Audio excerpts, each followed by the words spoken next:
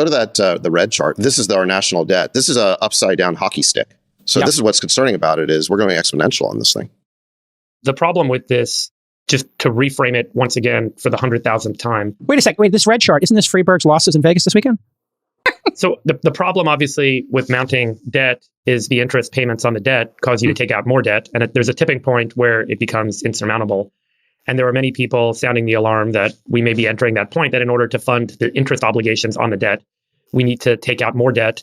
And then there's more interest payments, and therefore there's more debt, and it just keeps getting bigger and bigger. And so this chart I'm sharing here is actually from the federal government's GAO, the Government Accountability Office, which acts almost like an independent accounting and forecasting body, trying to provide some outlook on the fiscal condition of the federal government.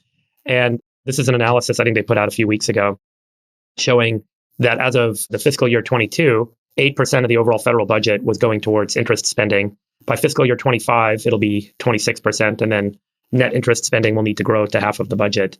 But if you go, let me show you this chart. Just pull up the first chart. So this is our federal government's interest payments per year. Mm-hmm.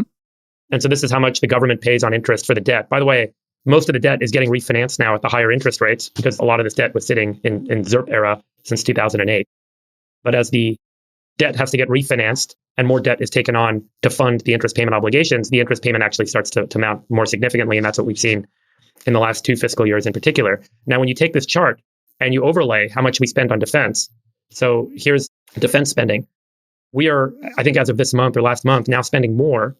The federal government is spending more on interest payments on the federal debt than they are on national defense. Whether we believe we are spending money on national defense in a smart way or in an accountable way, or whether these are good strategic priorities and good strategic decisions, the fact remains that at some point here, our ability to actually fund the programs that we want to fund, whether they're Social Security, Medicare, or defense, the major cost outlays for the federal government, it's going to get further hindered and continually more hindered by the fact that these interest payments are climbing so significantly. And if you go to the third chart, I think it kind of provides the final point, which is Social Security. And we're very quickly seeing interest payments mount to the point of where Social Security spending lays. And when that happens, obviously, as you guys know, everyone talks about that as being the golden program. The right and the left, the Democrats and the Republicans simply will not touch Social Security from a policy perspective, from a getting elected perspective. But the economic and arithmetic reality is running up against them, which is that the interest payments on the debt are starting to threaten our ability to fund Social Security and Medicare. Today, interest payment is larger than the defense spending. It just surpassed that amount. And you can say, well, but back in the early 2000s, that was the case too.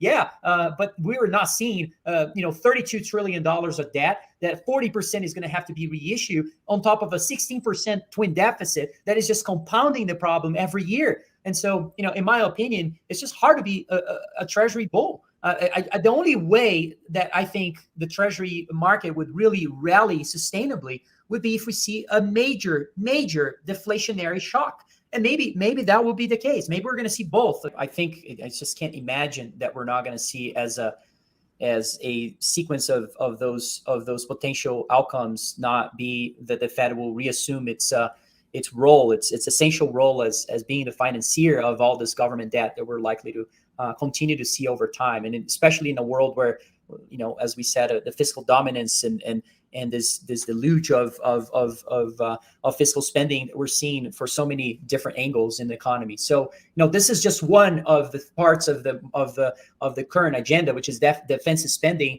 that is also at historical lows relative to GDP, but it's been rising recently. And now the fact that it's now below interest payments, and we haven't even seen interest payments really surge, although you've seen the red line surge.